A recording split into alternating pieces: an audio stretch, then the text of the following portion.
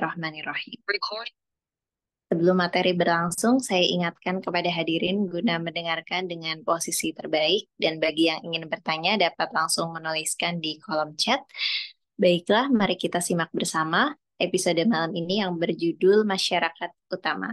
Selamat menyimak dan kepada Bapak Ustadz Muhammad Abu Hisham dari PWM Jawa Tengah, kami silakan.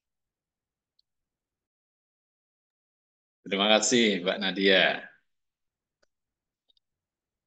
Assalamualaikum warahmatullahi wabarakatuh. Waalaikumsalam warahmatullahi wabarakatuh. Alhamdulillahirabbil alamin. Assalatu wassalamu ala asyrafil anbiya'i wal mursalin. Sayyidina wa maulana Muhammadin wa ala alihi wa ashabihi ajma'in. Amma ba'du. Alhamdulillah kita kembali bertemu dalam kajian Sirah Nabawiyah. Mudah-mudahan saudara-saudara peserta kajian Sirah Nabawiyah ini dalam keadaan sehat dan juga penuh semangat. Ya. Alhamdulillah ini ada rekan saya nih hadir ini, Ustadz Kiai Hafidz Siratuddin ini dari Kendal ya. Beliau senior saya ini di PWM ya. Mudah-mudahan sehat dan bisa menyimak kajian Sirah Nabawiyah ini dengan baik. Alhamdulillah kita bisa bertemu dan tema petang hari ini adalah tentang masyarakat utama. Masyarakat utama ini pernah menjadi cita-cita dari Muhammadiyah ya, sebelum diganti menjadi masyarakat Islam yang sebenar-benarnya. Dan masyarakat utama ini sebetulnya memiliki dasar ya secara intelektual pada masa ya sekitar abad ketiga keempat Hijriah ya. Dulu ada seorang filsuf muslim namanya Al-Farabi. Beliau menulis risalah judulnya Ara'u Ahlil Madinatil Fadilah. Gagasan-gagasan penduduk warga kota yang utama, warga negeri yang utama. Nah, jadi al-mujtama' al-fadilah, masyarakat yang utama, apa yang dimaksud yaitu yang memang masih sangat utopis ya, sebagaimana yang dikatakan oleh Al-Farabi itu adalah masyarakat yang dipimpin oleh seorang filosof kim nabi, nabi yang juga filsuf, memang sangat ideal. Nah itu masih merupakan utopia. Nah kita tidak akan membahas tentang masalah itu, tapi bahwa Nabi Muhammad ini berjuang selama 23 tahun ini, beliau ini hendak menciptakan masyarakat yang baik, masyarakat yang utama, khairu ummah. Ada dalam Al-Quran itu istilah khairu ummah. Kemudian juga disebut ummatan wasaton, masyarakat yang unggul ya. Al-wasat ini bukan sekedar pertengahan ya. Di tengah itu karena dia itu menjadi pemimpin, karena dia itu unggul. Nah, litakun syuhada 'alan nas, agar kamu semua itu menjadi saksi umat manusia. Artinya umat yang hendak dibangun oleh Nabi ini melalui ya ajaran-ajaran beliau lewat sebuah ya Yasrib yang kemudian dibangun menjadi Madinah itu sebagai pusatnya adalah mereka sebuah masyarakat yang betul-betul menjadi patokan dari umat-umat manusia di seluruh dunia. Sebagaimana difirmankan oleh Allah, kuntum khaira ummatin ukhrijat linnas. Kamu adalah sebaik-baik umat yang ditampilkan kepada seluruh umat manusia. Jadi umat ini digadang-gadang ya, oleh Rasulullah sebagai umat yang terbaik. Dan memang pada zaman Rasulullah, masyarakat Madinah, komunitas iman ada di Madinah itu merupakan suatu masyarakat yang sangat ideal. eh, plural, ya, ada orang Yahudi di sana, gitu kan. Ada juga yang masih musyrik, ya. Namun mereka bisa hidup hidup rukun, itu. Yang penting jangan saling musuhi. Kalau ada persoalan, ayo mari diselesaikan. Dan yang menyelesaikan adalah Nabi sebagai pemimpin masyarakat mereka. Nah, baik, saya share screen ya, agar tidak terlalu kemana-mana uraian saya. Nah, ini saya sebutkan di sini Al-Madinah Al-Fadilah. Ya, Rasulullah menamakan kotanya Al-Madinah Al-Munawwarah, negeri yang bercahaya, negeri yang bersinar. Sementara masyarakat utama yang dulu pernah menjadi ikon dari Muhammadiyah, ya, itu diambilkan dari khazanah intelektual Islam dari gagasannya Al-Farabi, ya, Arau Ahlil Madinatul Fadilah. Nah, ini landasannya, kuntum khairu ummatin. Jadi umat yang dibangun oleh Rasulullah ini benar-benar sangat baik, ya, bersih, ya, mereka diberi ajaran tentang tata cara mandi, tata cara berwudu, ya, kemudian juga berdisiplin.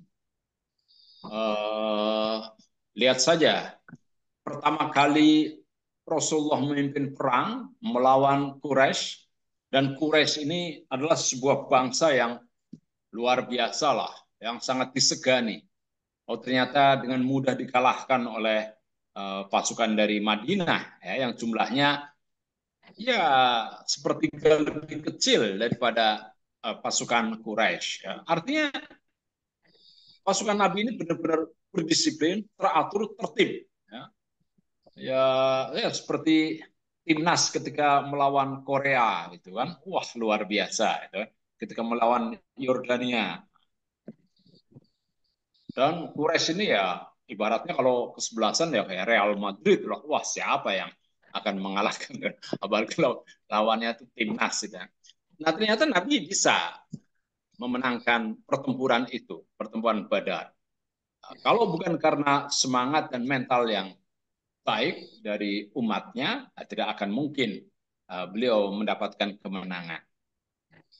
Jadi dengan apa yang telah Nabi perjuangkan selama ini, ya, Nabi itu sangat yakin bahwa jika umat Islam itu berpegang kepada sunnah-sunnah beliau, berpegang pada Al-Quran, karakternya juga sebagaimana yang dibangun oleh beliau, ya, tidak ada asobiah lagi, tidak ada nepotisme, ya kan?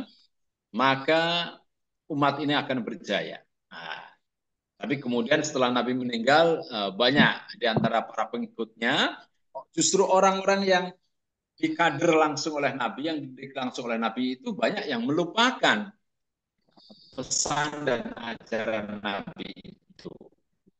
Mereka kemudian yang bersifat al-subiyah kembali al-subiyah, ya, kesukuan, etnisitas, ya, ada semangat etnisitas, rasisme, gitu kan, lebih mengedepankan keluarga, nepotisme. Itu. Itulah yang menjadikan umat Islam kemudian kembali lagi sebagaimana masyarakat Arab sebelum Islam. Oke.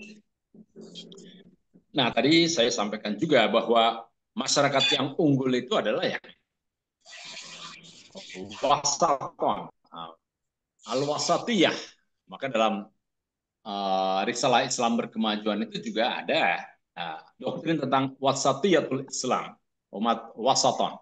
Ya, mungkin yang sering disampaikan oleh Kementerian Agama itu ya moderasi beragama, ya, moderasi Islam. Nah, tapi kalau kita menafsirkannya sebagai al-wasati, ya, masyarakat yang unggul, nah, maka keunggulannya itu juga harus tercermin dalam pola pikir, ya, dalam kritisisme, kan? Kemudian juga dalam bagaimana mereka itu mengapresiasi sains dan teknologi. Waja'alnakum ummatan wasatan litakunu syuhada 'alan nas. Ya. Menjadi saksi, menjadi penilai umat-umat yang lain, karena kamu adalah yang paling unggul. Jadi ketika Nabi menjelang meninggal itu Nabi sudah menyaksikan cikal bakal, embrio sebuah umat, sebuah masyarakat, sebuah bangsa yang luar biasa. Nah, namun ternyata bangsa yang diciptakan oleh Nabi ini uh, tidak mampu untuk mengemban amanat dari Rasulullah ini. Ya. Bahkan pesan Al-Quran agar kita ini mempelajari sains saja dilupakan. Ya. Sains itu kan bagaikan ya anak kandung umat Islam yang kemudian diasuh oleh orang lain. Ketika anak ini sudah dewasa, malah dimarah-marahin oleh orang tuanya sendiri. Kemudian, disinilah bahwa umat itu juga harus memiliki akhlak yang mulia. Dan ini merupakan tugas kenabian. Bahwa Rasulullah ya, sepanjang hayatnya itu, poin yang beliau laksanakan itu adalah menyempurnakan akhlak. Ya. Menyempurnakan ya kemuliaan akhlak. Oke, Rahu al-Baihaqi. Ini hadis ini diriwayatkan oleh Baihaqi. Nah, ini kok ada kresek-kresek ini. Tolong admin. Akses hostnya hanya satu. Akses hostnya hanya satu di Bapak Abdul. Oke. Sebentar. Saya. Oh, tapi kalau saya kirim enggak ini ya. Sebentar ya. Oke. Sebentar, mana Kak? Yes. Dipindahkan hostnya. Ya, sebentar. Oke, saya. Sudah aman ya? Yes. Oke. Ya, kalau yes, mana tadi sampai mana tadi?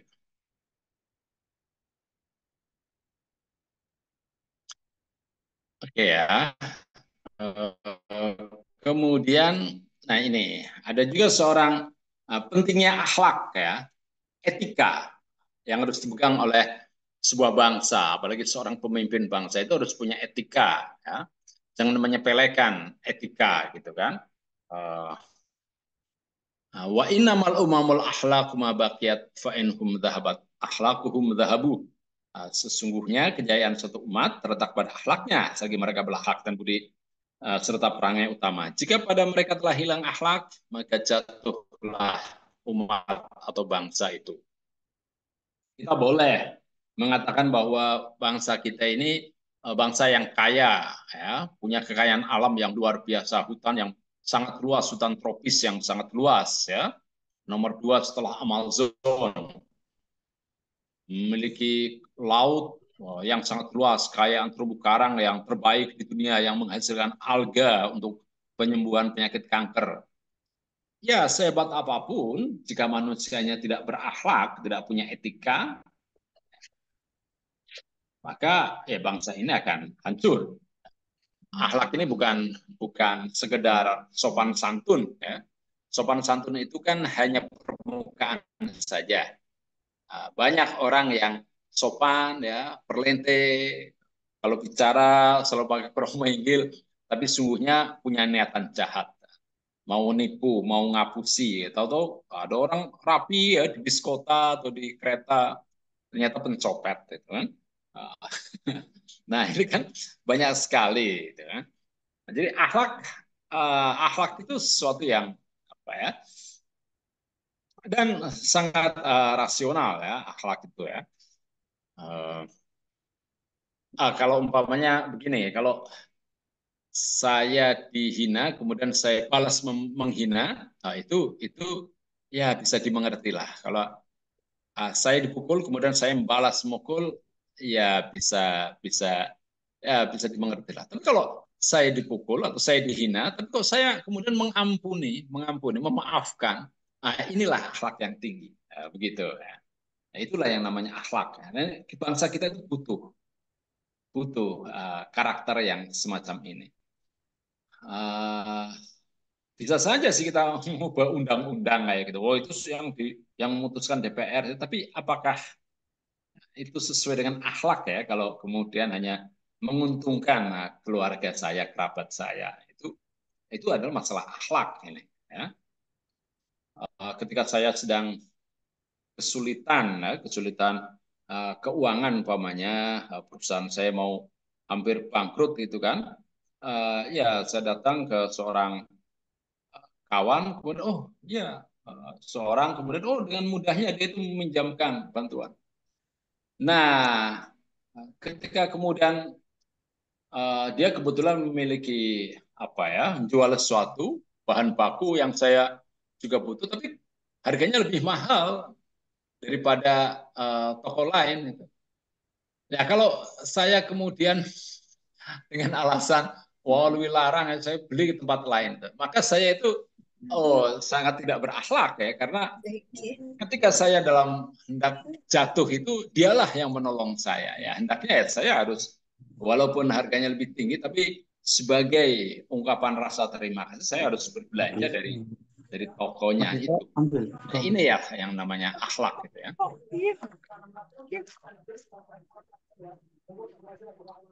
Oke, sebentar. Ini kayaknya ada. Gorengannya sih kok. Gorengannya diciot kan. Eh, Oke, barangkali saya lanjut ya. boleh dipindahkan dari Bapak Abduh ke Nadia Kalau supaya kalau saya pindahkan nanti ini apa? Nggak bisa share ya? Bisa ya? bisa nanti. Oh, oke, sebentar. Ya, oke. Sebentar. Kok tumben ini cuma satu ini ya? Mana Nadia nih? Yes. Oke, Nadia. Oh ya, terima kasih. Ah, sekarang bagaimana saya agar bisa bisa share screen?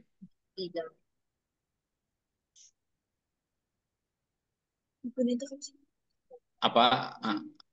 Abang terlihat ini?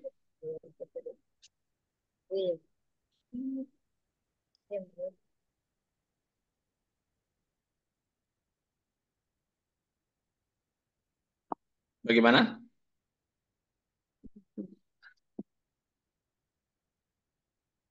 Bapak bisa share screen ulang, aksesnya bisa Oke.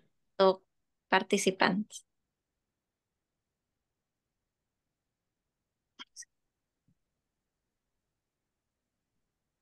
Bagaimana? Saya kembali lagi. Jadi, Iya, sepertinya tadi share screen-nya hilang, jadi mungkin bisa ditarik lalu di-share kembali, share ulang. Dimulai oh dari saya jadi host lagi. enggak. Tadi tadi ini share-nya hilang. PPT-nya hilang di sini, jadi bisa di share screen ulang. Oh, oke. Sorry. Oke. Ya. Oke, good. Nah, kayak gini ya. Ya, Yes. terlihat. Thank you. Wah, itu tentang apa sih? Landasan peradaban utama. Oke. Sebentar. Ya. Nah, kembali lagi ya. Oke. Tadi mana tadi? Nah, ini tadi ya saya membahas ini. Oke, lanjut ya. Nah, landasannya apa? Untuk membangun peradaban, Al-Quran sudah menunjukkan kepada kita ya. Alladzina yadhkuruna Allah qiyama wa qu'udan wa ala junubihim wa yatafakkaruna fi khalqis samawati wal ard rabbana ma khalaqta hadza batila subhanaka faqina adzabannar. Yaitu orang-orang yang mengingat Allah sambil berdiri, duduk atau dalam keadaan berbaring dan mereka memikirkan tentang penciptaan langit dan bumi seraya berkata ya Tuhan kami tidaklah Engkau menciptakan semua ini sia-sia. Maha suci Engkau lindungilah kami dari azab neraka. Ayat sebelumnya ini menjelaskan tentang ulul albab bahwa dalam penciptaan langit dan bumi kemudian perubahan antara siang dan malam itu ada tanda-tanda kekuasaan Allah yang itu hanya dapat difahami oleh ulul albab. Nah, siapa ulul albab itu? Nah, mereka yang menguasai apa ya? Substansi. Lub albab itu adalah lub, isi kandungan yang paling pokok, substansi. Nah, mereka itu adalah yang selalu mengingat Allah, ya, baik dalam keadaan sibuk, dalam keadaan apa, lengang, ya, berdiri, duduk, berlari, gitu kan, sedang bekerja, sedang mengejar bola, gitu kan. Nah, kemudian mereka juga berpikir tentang penciptaan langit dan bumi. Ya. Jadi artinya apa? Mereka itu selalu ingat kepada Allah. Ada sikap tawadhu, nah, bahwa ini semuanya itu ada yang lebih kuasa, lebih tinggi daripada saya. Kemudian akalnya digunakan untuk memahami fenomena alam ini. Ya, jadi memahami alam berarti kan ada ilmunya. Apa itu? Ya sains itu, matematika, fisika. Maka umat Islam harus menguasai itu semua, gitu kan ya.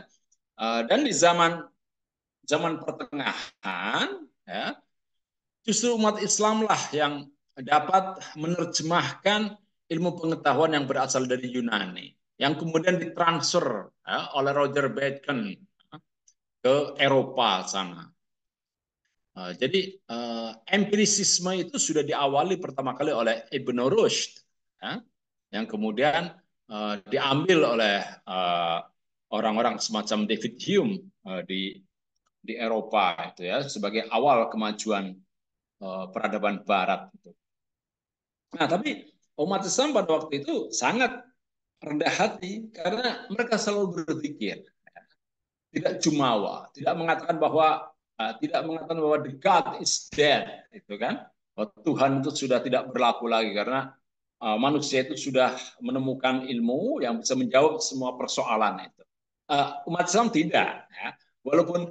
Walaupun sudah memiliki jawaban dengan ilmu pengetahuan, tapi tetap meyakini bahwa ada sesuatu yang lebih tinggi lagi yang belum mampu terjangkau oleh manusia. Nah, kita harus memiliki jiwa apa kerendah hatian, tawaduan, ya, bahwa kita ini sebetulnya lemah, sehebat apapun kita ya, masih ada sesuatu yang tidak terjangkau. Ya. Wa fawqa kulli dhi ilmin alim. Di atas mereka yang intelek ada yang maha intelek. Di atas mereka yang pandai ada yang maha pandai. Nah, ini yang harus menjadi dasar. Maka ya ini ya zikir, ya, bahwa umat Islam itu harus selalu introspeksi diri. Ada gium yang sangat sangat terkenal ya, dan itu banyak beredar di kalangan para sufi ya, man arafa nafsahu faqad arafa rabbah.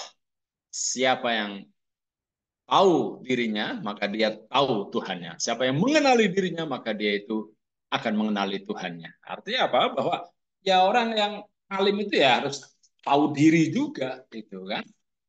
Orang selalu mengatakan, oh di mana harga diri saya? Oh, harga diri harus diseimbangkan dengan tahu diri lah, gitu kan. Oh saya kan kader, saya kan udah lebih lama, gitu. Jadi saya harus yang, ya jangan begitulah ya, kita ya jangan terlalu manteng-manteng kayak gitu. Nah, kemudian juga selain zikir, ya harus fikir. Ya. Zikir saja, menurut sekolah kita kok terlalu banyak itu, terlalu banyak aspek zikirnya, itu juga nggak benar itu. Umat Islam nanti bisa kalah terus di dunia ini. Tapi harus fikir, fikir. Ya. Rosan fikir dan juga rosan zikir. Nah, itu kan. Jadi intelek, tapi juga soleh orangnya. Kan? Nah, jadi sekolah-sekolah kita sekali lagi ini, sekolah-sekolah Islam itu jangan terlalu banyak hafalan. Kan? Apa dihafal? Kan? Al-Quran, waduh, ya cukuplah kita menghafal ayat-ayat yang kita gunakan untuk jadi imam sholat ya.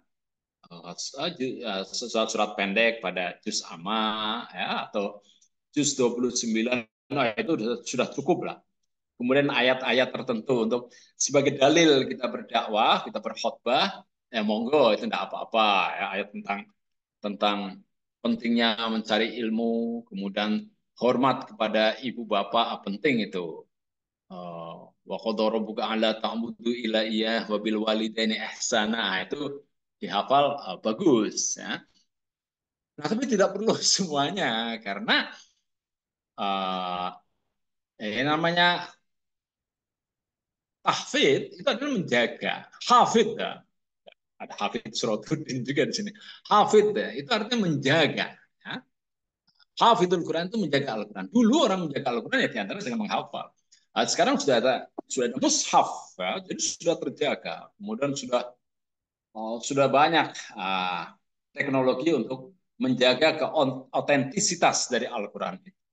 Nah, sementara yang tidak bisa diganti oleh AI, artificial intelligence, itu adalah menganalisa Al-Quran.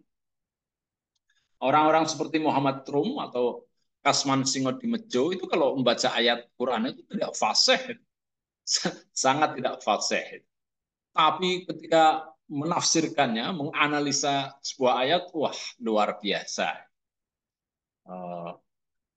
Profesor Dawam Raharjo itu ya bahasa Arabnya sangat minim, tapi beliau itu mampu membuat karya ensiklopedia Al-Quran yang sangat dihormati itu, ya, yang sangat dikagumi oleh bahkan mereka yang jurusan Al-Quran. Nah, ini kan penting, berarti apa? Fikir inilah yang paling penting.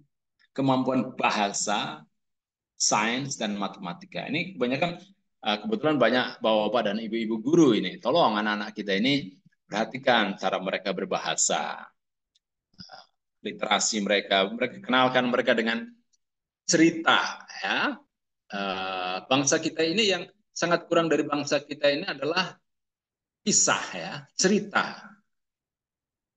Apa yang bisa kita ceritakan kepada generasi muda tentang bangsa kita?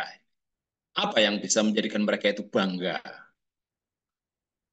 dengan keberislaman, dengan keberindonesiaan itu apa? Kalau orang Cina itu mengatakan bahwa Cina itu adalah masyarakat tengah, gitu kan? Pertengahan. Jadi dunia itu tengahnya itu ya Tiongkok itu negeri tengah, Tionghoa itu manusia tengah ya. Itu orang Jerman mengatakan apa Jerman über alle, orang Jerman itu adalah ras yang paling baik, paling murni. Wah, nah kita apa? Nah, bangsa Indonesia itu harus mampu membangun sebuah cerita, sebuah narasi. Nah itulah pentingnya sebuah bahasa. Bahkan Quran pun menggunakan bahasa Arab dan bahasa yang sangat indah itu kan. Apa? Bahwa kita orang beriman itu adalah umat terbaik. Nah, itu kan. Kepada orang-orang Bani Israel juga dikatakan bangsa Bani Israel adalah uh, apa? Kami lebihkan di antara seluruh umat manusia kalau kamu beriman. Nah, itu saja ya. Nah, baik. Nah, kemudian bagaimana kita mengimplementasikannya? Nah, ini. Nah, maka dalam pendidikan ini yang untuk membangun masyarakat utama penting sekali ada 4C di sini ya. Ada creativity, ya. Bagaimana agar bangsa ini menjadi kreatif ya. Kemudian critical thinking, kritis dalam berpikir. Critical thinking ini adalah kewarasan. Nah, bagaimana agar anak-anak kita tuh waras gitu loh. Banyak tawaran-tawaran investasi tapi yang sebetulnya nggak masuk akal itu. Itu namanya nggak waras itu kalau ada orang yang percaya begitu saja. Nah, komunikatif tabligh ya. Kemudian kolaboratif, cooperation. Nah, apa itu? Al-jamaah, ya. Kerjasama. Jamaah itu kan sebetulnya kerjasama, kan? Kita diminta untuk setiap sholat itu berjamaah itu kan berkolaborasi. Kan? creativity, kreatif. Orang seperti Mark Zuckerberg yang punya Metaverse itu, yang punya Facebook itu sebetulnya bukan mahasiswa IT dia itu. Tapi dia hanya punya gagasan aja. Dia minta teman-temannya untuk bikin itu kan. Siapa Eduardo Severin, kemudian siapa yang bikin. Sementara dia itu yang bagaimana bisa menguangkan itu. Ini kan kreatif ya. Oke. Nah, contohnya dalam kita merujuk kepada Sirah Nabawiyah adalah umpamanya dalam perang Khandaq ya, bagaimana Rasulullah itu sedemikian kreatifnya ketika beliau itu sedang tidak ada dana, tidak ada uang ya, kemudian harus membangun benteng pertahanan ya, dalam waktu yang singkat. Bagaimana caranya? Nah, hal yang luar biasa, beliau mampu berpikir out of the box. Ya. Tentu saja bukan beliau sendiri ya, tapi karena ada sumbangsi pemikiran dari Salman Al-Farisi. Tapi sebrilian apapun pemikiran Salman Al-Farisi, kalau Nabi ini tidak cepat menangkap gagasan itu, ya akan sia-sia. Ya. Jadi Rasulullah membangun benteng pertahanan yang kuat dengan biaya yang sangat murah, yaitu dengan menggali parit. Karena di kiri kanan kota Madinah itu ada bukit, gunung batu itu yang melingkar. Kemudian yang menghadap Mekah itu arah kedatangan orang-orang Quraisy itu tinggal diberi pembatas yaitu parit. Kalau membangun tembok, berapa biayanya? Tapi cukup dengan menggali parit dalam waktu singkat dan biaya yang murah, Rasulullah dalam waktu sekejap ya, hanya beberapa hari, bisa memiliki pertahanan yang kokoh. Dan itu tidak pernah ada dalam pemikiran orang-orang Arab pada saat itu. Berarti orang-orang Quraisy juga tidak pernah berpikir bahwa Nabi itu menggunakan strategi pertahanan semacam itu. Jadi mereka itu kaget.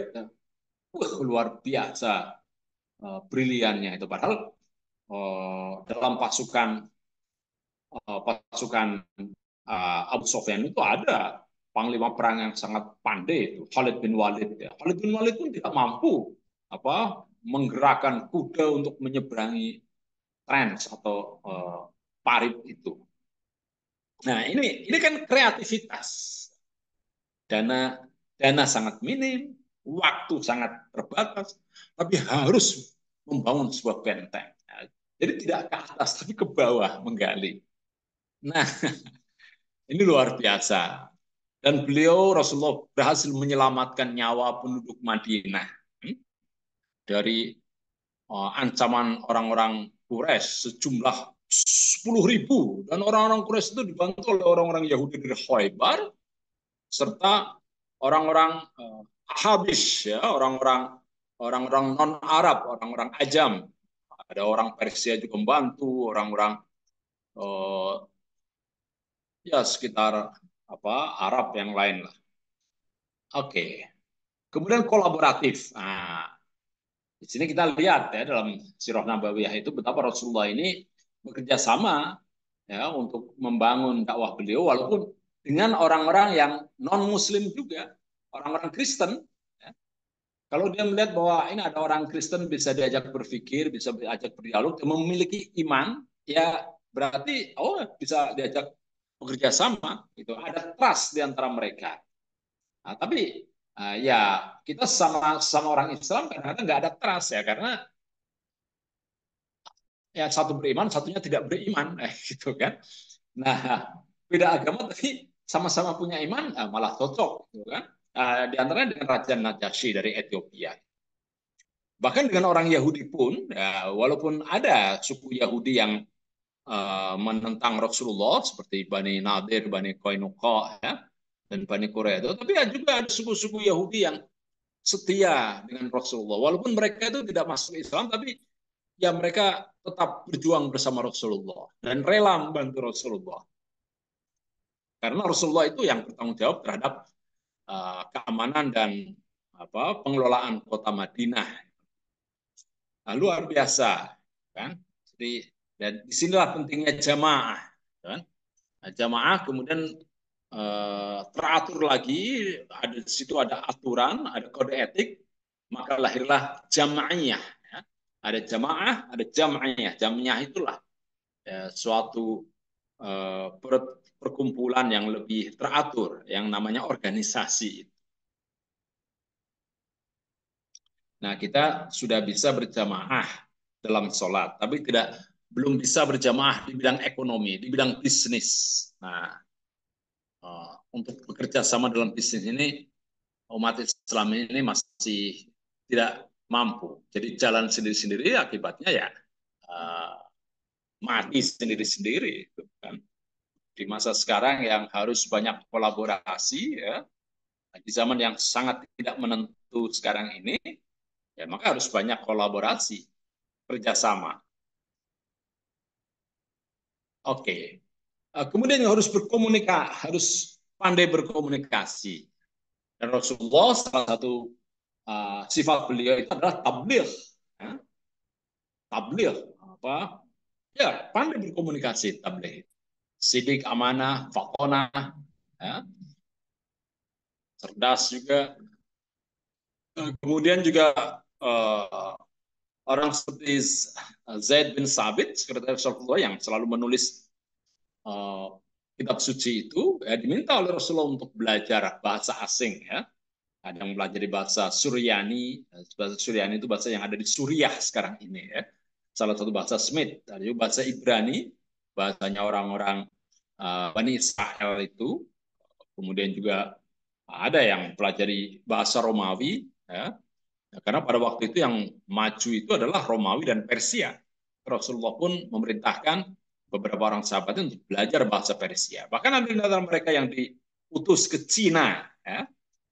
Kalau tidak salah Sa'ad bin Abi Waqqas. Ya. Oke. Demikian juga Rasulullah juga berkomunikasi dengan pemimpin-pemimpin pada waktu itu seperti Muqawqis dari Mesir. Ya. Kemudian juga Mundhir ibn Syawi ya, dari Bahrain. Kemudian juga Kisra, penguasa Persia. Nah, artinya apa? Komunikasi ini harus selalu dijalin. Ya. Kemudian Heraklius. Heraklius ini tidak masuk ke Islam, ya. Tapi dia tahu, oh ini ada pemimpin yang mencerahkan, yang kelak akan menjadi kekuatan di masa depan. Ya. Sehingga Heraklius pun tidak mau mengganggu kekuasaan Nabi. Sama dengan Muqawqis. Muqawqis dari Mesir tidak masuk Islam, tapi dia sangat respect kepada Nabi. Jadi komunikasi ini harus dibangun. Ya. Jadi kita ini walaupun dengan mereka yang berbeda ideologi, ya, berbeda manhaj, ya, jangan petang-tengan terus, jangan musuhan terus, ya. Ayolah dalam keadaan tertentu kita say hello kepada mereka, ya.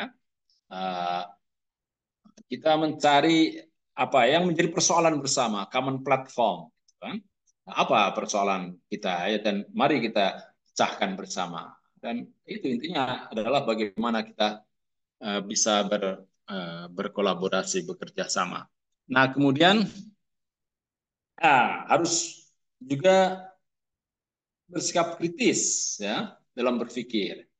Umpamanya begini, ya, Umar bin Khattab ketika dihadapkan dengan seorang pencuri, ya, itu orang-orang seperti Bilal itu menginginkan bahwa ya pencuri itu ya harus dipotong tangannya, gitu kan?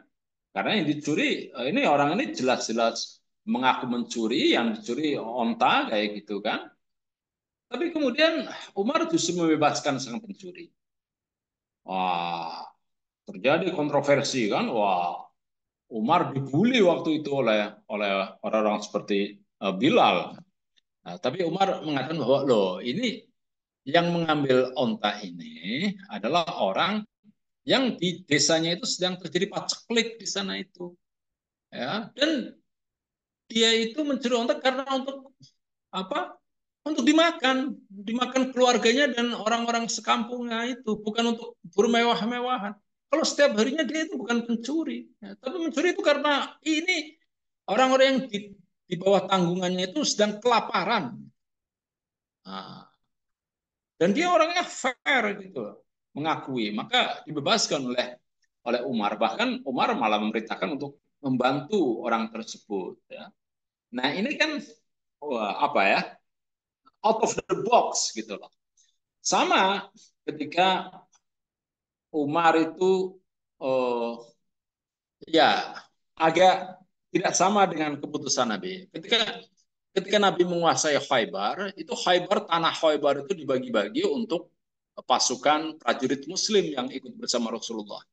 Tapi ketika pasukan Umar ini menguasai daerah di Sawad, daerah Sawad di Irak sana, Umar tidak membolehkan, melarang tanah daerah Sawad itu dibagi-bagi untuk tentara umat Islam itu. Wah, orang-orang yang ikut bergabung dengan tentara umat Islam marah gitu kan kepada Umar. Bagaimana? Ini kan Nabi juga dulu ini membagi tanahnya yang dibagi-bagikan pada tentara. Nah, apa jawab Umar itu? Ya, dulu Nabi itu membagi kepada kalian itu karena kalian saat itu miskin. Nah, sekarang kalian sudah kaya.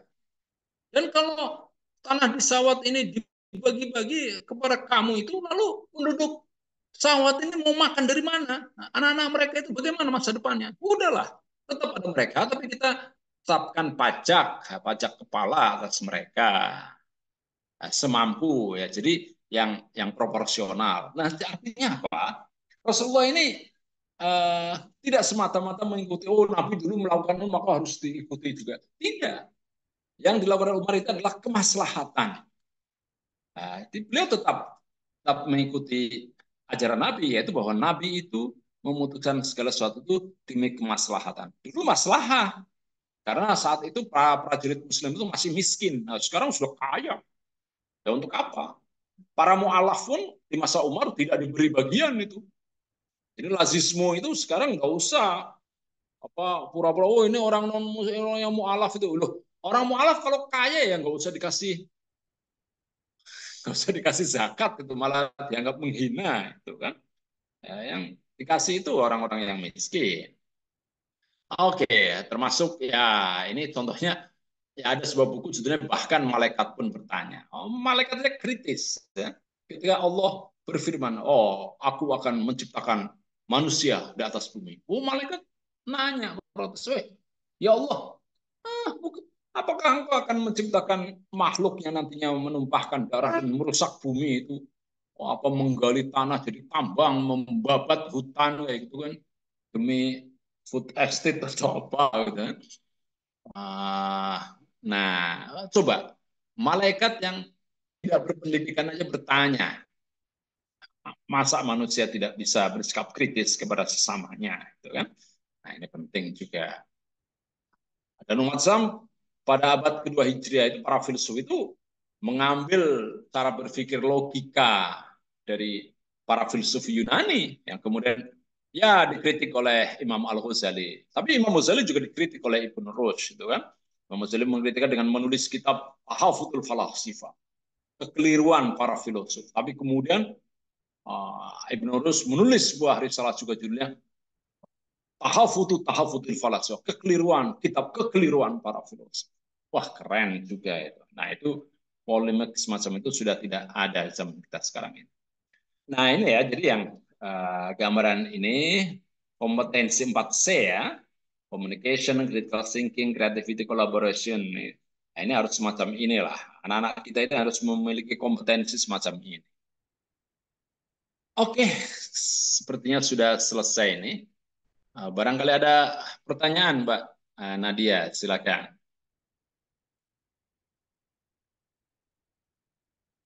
Mana nih Mbak Nadia nih? Ya, sejauh ini belum ada pertanyaan, Ustadz Abdul. Ya.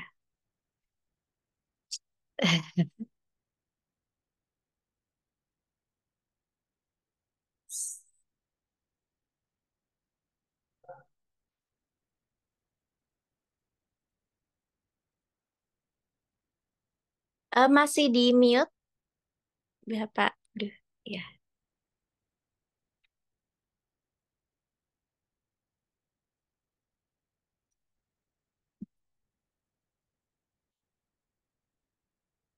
Oh ya, sebentar.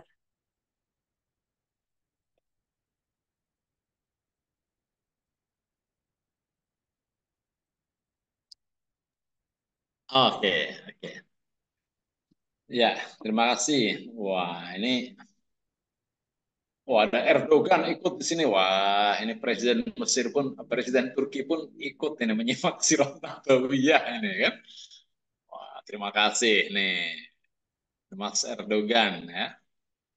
Ini putranya Dokter Vida ya. Oke, terima kasih, Mas Dokter. Oke, nggak ada ya? Iya. Oh, Ya, monggo. belum. Oh,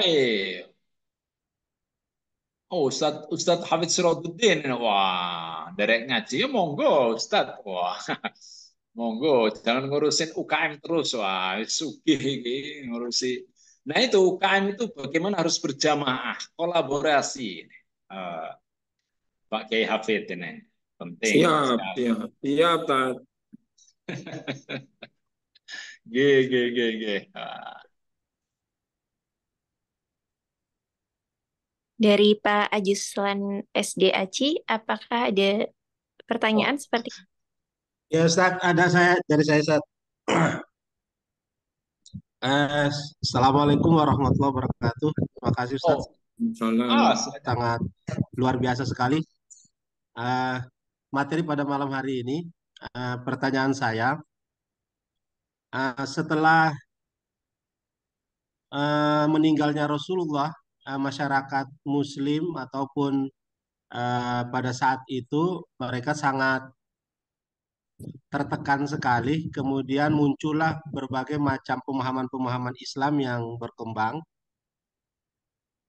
Yang ingin saya tanyakan, Ustadz, di zaman Khalifah siapakah eh, masyarakat Muslim atau masyarakat Islam itu stabil kembali dengan memberikan pemahaman Islam yang sebenarnya, Ustadz? Terima kasih, Ustadz. Assalamualaikum warahmatullahi wabarakatuh.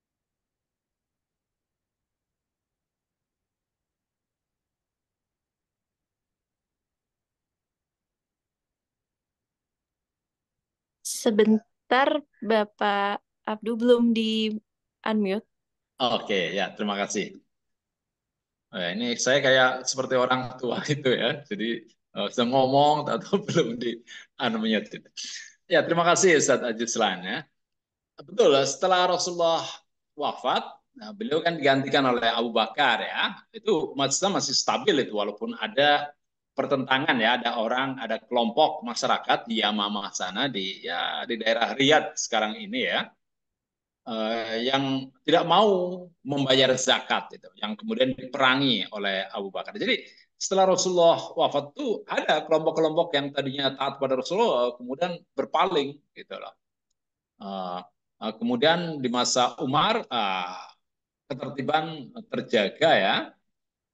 Nah di masa Utsman terjadi huru hara, kemudian di masa Ali ya, kemudian berdiri dinasti Umayyah itu kan. Nah ini memang kalau ya di antara khalifah-khalifah ada itu yang cukup bagus itu ya Muawiyah dalam banyak hal ya cukup cukup bagus ya bisa mengatasi ketertiban ya walaupun saat itu masih terjadi pertentangan ya dan beliau itulah yang mengawali pertentangan dengan Ali ya. Jadi ini sebetulnya buntut dari pertikaian antara dua keluarga, keluarga Hashim Abdul Muthalib dengan keluarga Bani Umayyah. Nah, itu.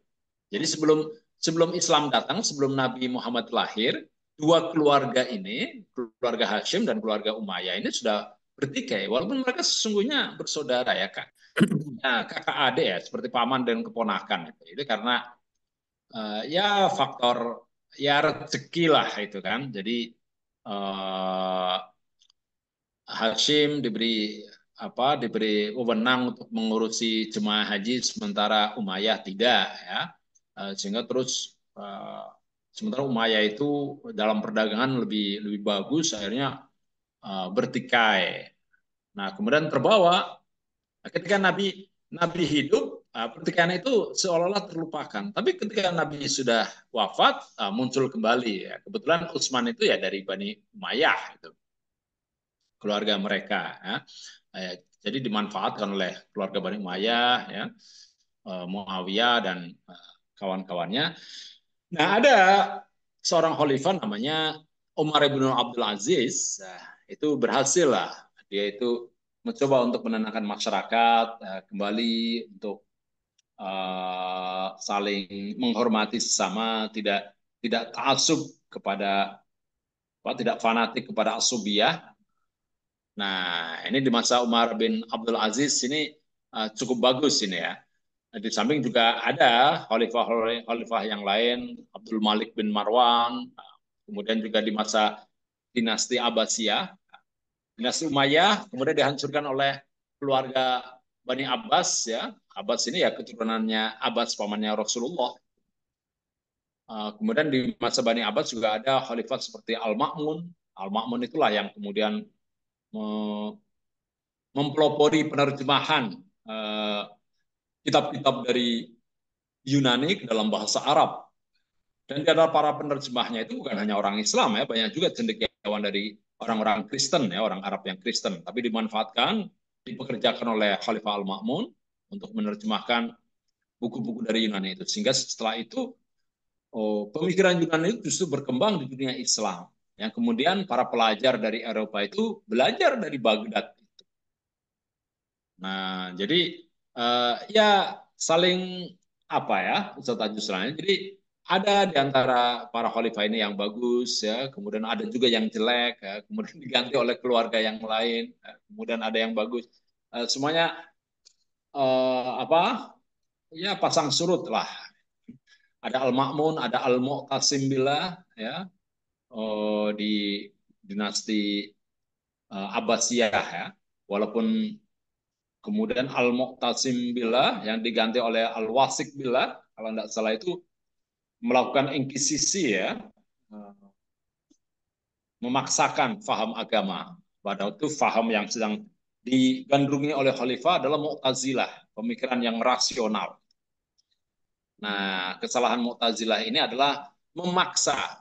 Kalau semangat dari Mu'tazilah itu sangat baik ya, dan semoga umat Islam itu harus bisa mewarisi semangat rasionalitas dari kaum Mu'tazilah ini. Tapi yang harus kita hindari adalah penggunaan kekuasaan untuk memaksakan faham. Itu yang tidak boleh.